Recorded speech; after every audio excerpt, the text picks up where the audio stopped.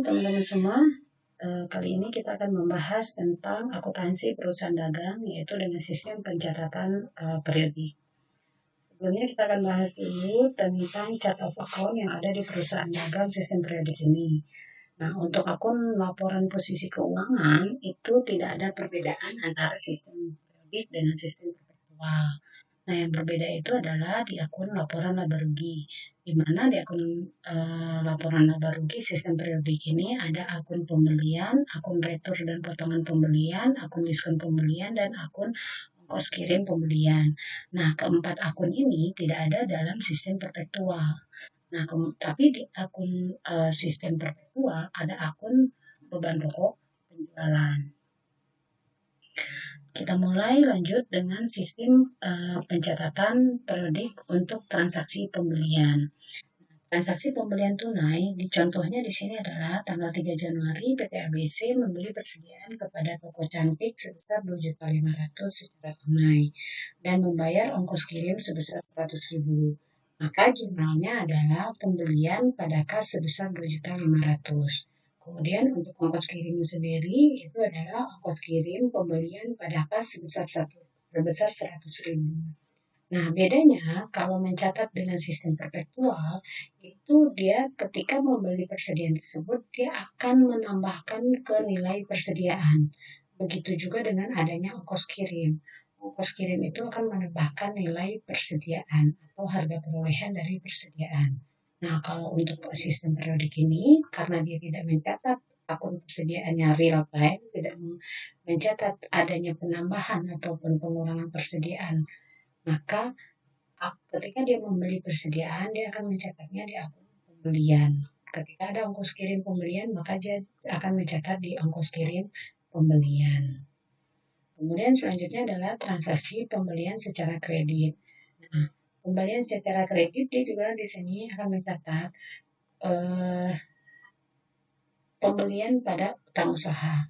Tapi kalau untuk kasus soal yang ini, di mana pada tanggal 3 Januari tersebut dia membeli persediaan, kemudian ongkos kirimnya ini dimasukkan ke dalam faktur penjualannya tersebut, sehingga ongkos kirim ini ditalangi dulu oleh si pembeli.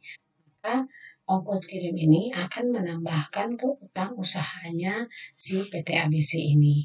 Jadi jurnalnya untuk transaksi ini adalah pembelian sebesar 5 juta, kemudian ongkos kirim di debit sebesar 100.000 dan utang usaha di kredit sebesar 5.100.000.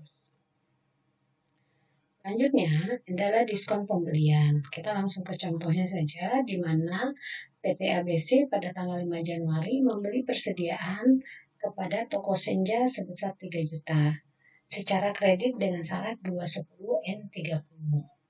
Ongkos kirim dimasukkan ke dalam faktur. Maka jurnalnya itu adalah pembelian sebesar 3 juta, ongkos kirim pembelian 100.000, utang usaha 3.100.000. Kemudian pada saat dia membayar di periode diskon, maka jurnalnya itu adalah utang usaha 3.100.000, diskon pembelian itu 60.000. Didapatnya itu adalah dari 2% kali 3 juta. Jadi bukan 2% kali 3.100.000, tapi 2% dari 3 juta. Karena yang mendapatkan potongan pembelian itu adalah, yang mendapatkan diskon itu adalah atas pembelian persediaannya. Ongkos kirim tidak ada diskonnya. Ya, jadi pembelian persediaannya itu nilainya sebenarnya adalah 3 juta dikurang 60.000, yaitu 2.940.000. Karena ditambah dengan talangan ongkos kirim, maka totalnya menjadi 3.040.000. Selanjutnya adalah retur dan potongan pembelian. Kita langsung ke contohnya. Di sini di mana tanggal 3 Januari PT ABC ini membeli persediaan kepada PT Kemuning sebesar 3 juta secara kredit. Kemudian pada tanggal 5 dia mengembalikan barang yang rusak. Jadi pada saat dia menjual, pada saat dia membeli tersebut dia akan menjurnal pembelian pada utang usaha sebesar 3 juta. Pada saat dia mengembalikan barang yang rusak atau meretur, maka dia akan menjurnalnya itu adalah utang usaha pada retur dan potongan pembelian. Jadi utang usahanya berkurang sebanyak yang dikembalikan, yaitu sebanyak 500.000. Kemudian retur dan potongan pembeliannya itu dimasukkan ke akun retur dan potongan pembelian. Nah, kemudian pada tanggal 13 Januari dia membayar, jadi masih dalam periode diskon. Maka utang usahanya akan di debit sebesar 2.500.000. Karena utang usahanya tersisa hanya 2.500.000 ya. Sebelumnya kan 3 juta. 3 juta dikurangi dengan retur sebesar 500. Nah, jadi 2.500.000 sehingga tersisa utang usahanya adalah 2.500.000. Nah, diskonnya yang kita hitung adalah atas yang 2.500.000 ini, yaitu 2% kali 2.500.000. Datanya adalah 50.000. Sehingga kas yang dia bayarkan itu adalah 2.450.000. Kemudian sistem penjualan, sekarang kita lanjutkan dengan transaksi penjualan. Kalau tadi adalah transaksi pembelian, sekarang transaksi penjualan. Nah, ini adalah contoh untuk penjualan tunai dan kredit. Yang pertama adalah tanggal 3 Januari dia menjual secara tunai, maka jurnalnya itu adalah pas pada penjualan. Nah, untuk transaksi penjualan ini perbedaannya dengan sistem perpetual, yaitu di mana di sistem perpetual itu ada akun beban pokok penjualan pada persediaan. Kalau sistem periodik dia tidak ada, ya. Jadi dia hanya mencatat jurnalnya itu kas pada penjualan sebesar 2 juta. Kemudian pada tanggal 4 Januari, dia menjual barang dagang secara kredit sebesar 3 juta. Maka jurnalnya itu adalah piutang pada penjualan sebesar 3 juta. Piutang pada penjualan sebesar 3 juta. Nah, walaupun di sini dia membayar pada saat melewati periode diskon, ya, tanggal 19 Januari. Pembelian tanggal 4, dibayar tanggal 19 Januari, sehingga melewati periode diskon, sehingga dia tidak ada mendapatkan diskon. Maka jurnalnya tinggal dibalik, kas sebesar 3 juta, piutang sebesar 3 juta di kredit. Ya, jadi dia membayar sehingga piutangnya di kredit sebesar 3 juta. Kemudian diskon penjualan. Nah, untuk diskon penjualan, dia akan mencatat di akun diskon penjualan. Kita langsung ke contohnya, tanggal 5 Januari barang dagang kepada PT Sentosa sebesar 5 juta dengan syarat 3, 10, N 30. Pada tanggal 5 Januari dia akan mencatat piutang pada penjualan sebesar 5 juta pada saat terjadi transaksi penjualan. Kemudian tanggal 14 atau pada saat dia membayar karena masih di periode diskon, maka jurnalnya adalah kas sebesar 4.850.000, yaitu yang dia terima itu adalah artinya nilai jual barangnya dikurangi dengan diskon, ya. Kemudian diskon penjualannya didebit sebesar 150.000, kemudian piutang sebesar 5 juta di kredit. Jadi kas yang dia terima itu adalah harga barang dikurangi dengan diskon. Kemudian untuk retur dan potongan penjualan. Nah, untuk retur dan potongan penjualan, itu dia hanya mencatat retur dan potongan penjualan pada piutang. Ya, retur dan potongan penjualan pada piutang. Jadi tidak ada beban pokok penjualan.